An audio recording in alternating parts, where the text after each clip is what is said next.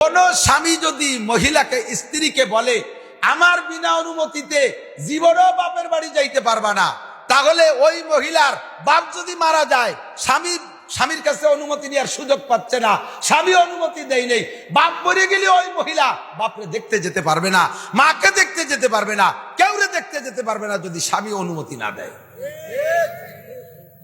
আর আমাদের দেশে মহিলারা স্বামী মরা বাপ মরা 13 খাদার বিলির ওই ভাষায় একজন মরছে, বিল সিরিয়ে সেই উলাকান্দির বিটিকে মতো লেয়াজ উঁচু ওই যে বুড়ার মতো দৌড়তি তালে দলে দলে কিছু হয় না। ওই বাড়ি যে কান্দিছে সেই বাড়ির সবাই কান্দে, উনিও সাথে সাথে কান্দিছে।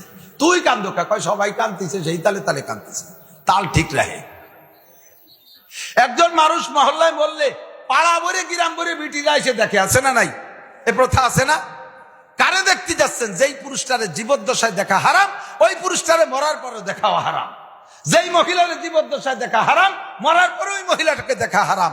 চাষি মারা গেছে, দেওর পুত বাসুর পুত ভাগ্নেরা, মানে স্বামীর ভাগ্নে, এরা আইসা সব মামিরে শেষবারের মতো একটু দিয়ে যাই, চাষিরে শেষবারের মতো দেখে যাই। এই মরা মানুষটার সাথে জেনা করতেছ, সেই গুনাহ লেখা হবে।